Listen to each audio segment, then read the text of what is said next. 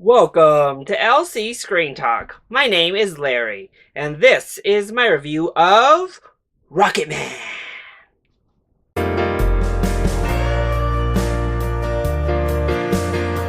Rocketman is a musical, complete fantastical biopic of the legendary musician Elton John, taking us through his early life up into the early 90s, cataloging the big hits of his career as well as personal development.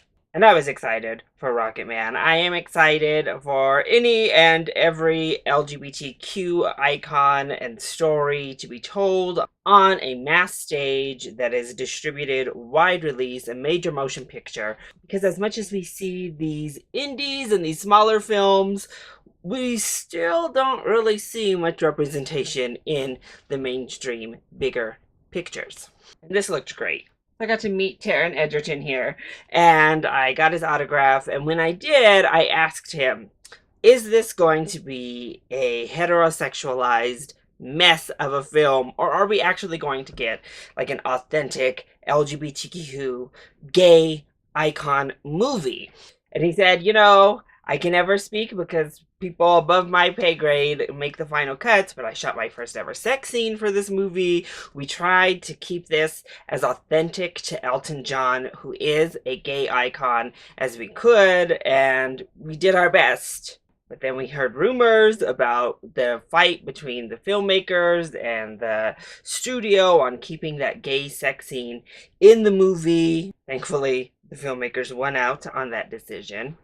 But it really kind of led me to be a little bit more nervous. Hopeful, but nervous. But I am happy to say they accomplished what they set out to be. This was what Bohemian Rhapsody had wished it was. So, let's go ahead and talk about the positives first. Well, I want to start off with the performances because Taron Egerton is amazing in this movie. His performance is so good. First of all, he killed it. Vocally, giving us that Elton John sound, amazing. We already knew he was a good singer, but he killed it in this movie. That's all there is to it. He sounded amazing. But he, as Elton John, was so good. This was such a layered, deep, nuanced performance. Of course, he was able to nail the big, over-the-top moments, but there was so much going on with his performance each and every time he was on camera, and it was really just enthralling to watch. He sucked you in to this character. He embodied Elton John from the over-the-top rock star down to the darker times and the darker moments, and it worked on every single level. He was fantastic.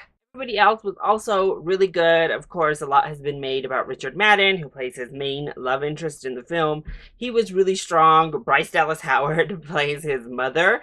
She was really good. But really, everybody across the board killed it in this movie. Nobody felt out of place. Nobody felt wrong. It all was great. Let's just talk about it clearly. I'm rocking like a queen shirt. I've got this bisexual flag back here. I'm all about that LGBTQ representation life, and they get it so right here. What this movie accomplishes on pretty much every level that Bohemian Rhapsody failed for me at was that we captured the spirit and the essence of our subject without sacrificing a real look. We had all of the emotions here. And specifically, that includes his sexuality, his gayness, his flamboyance, for one. But they left that sex scene in. We get lots of just like intimate moments and acts, same-sex interactions that are missing whenever we're just told somebody's gay, but God forbid they share a kiss, a loving moment, or anything of the like. And this movie definitely made sure that we got all of that. They weren't trying to hide Elton John, and I think a great part of that is that Elton John was an executive producer. So this very much feels in line with being a queer movie and that accurately represents the queer subject, and it was really wonderful to see. And it just kind of like passed off. Yes, of course, we had the moments of him coming out, but it was shot just like any other love scene. The kisses were shot just like anyone kissing in a film. That it wasn't weird, it wasn't taboo, it just was. And I really appreciated everything to do with sexuality in this movie, honestly. But on top of the sexuality itself, this is a fantasy through and through. We get wonderful, just fantastical moments throughout the entire film that fully capture Elton John as a performer, Elton John as a person, really. And that's what was so great about it, is that we have these grand moments of departure from reality while we're telling Elton John's story. This isn't just some standard old biopic. It is kind of a jukebox musical because a lot of times we're using the songs of Elton John to tell the story of the subject. So in that sense, it really worked for me as, yes, this is authentically Elton John, and I really appreciated it. But it did not sacrifice emotion. It did not sacrifice telling the story that needed to be told. I actually think a lot of this movie is very sad. It leaves you really thinking, really feeling for this person behind the persona and getting to see what we go through. Glad we don't spend too much time at the beginning staying with him as a child, but we establish the story that needs to be told there. We establish what needs to be set up, and then we move forward. But we already have that emotional solid base that when we hit the bigger emotional moments throughout the film, they hit and they resonate.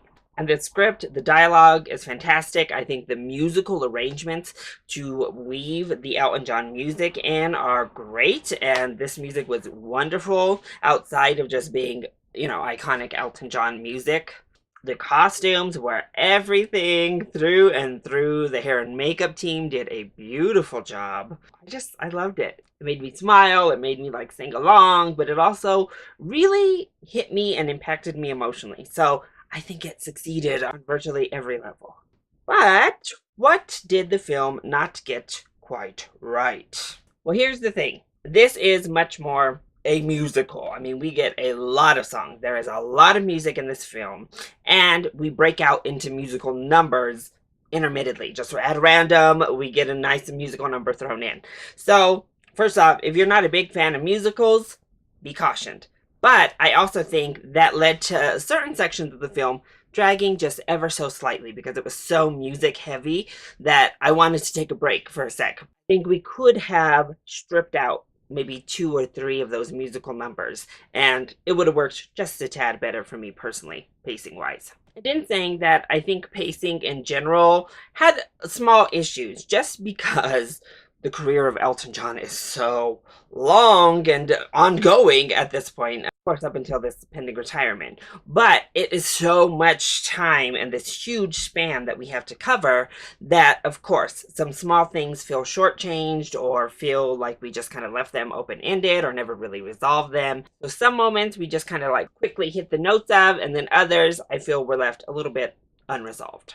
I would have really liked to see a little bit more of a build-up between Elton John and then Richard Madden's manager, and it maybe would have brought the emotional impacts that was supposed to have a little bit harder and not feel so obvious and so one note, because we didn't spend enough time in the building and the connection phase between the two characters, and I wish we would have just dedicated a little bit more to showing them in the courting stages and the getting to know each other, dating type of stages, the early moments of just romance. We only got the Cliff Notes version, and I think going more in depth there and showing it kind of build up to get that emotional payoff would have been a little bit more impactful. But honestly, that's it. I think this was a very successful, very impactful film that accomplished everything it needed to accomplish. It's a lot of fun.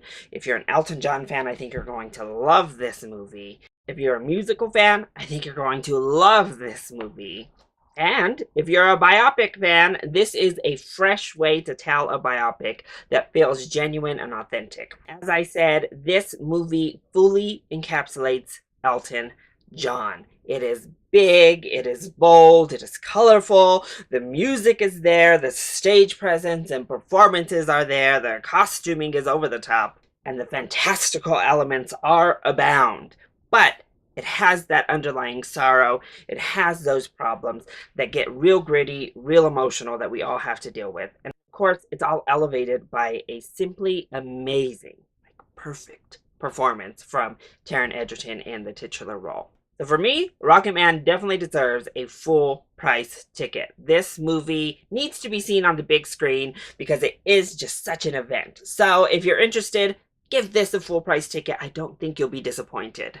So that is my review of Rocketman. I hope you enjoyed it. If you did, go ahead, click like down below and subscribe to the channel so you are always up to date on our latest videos. Also, join in on the discussion. Are you excited to see Rocketman? And what is your favorite biopic about a musician? Let me know either in the comment section down below, or you can hit me up on Twitter. I love you all so much for your continued support. Mwah! Thank you for watching, and I'll see you next time.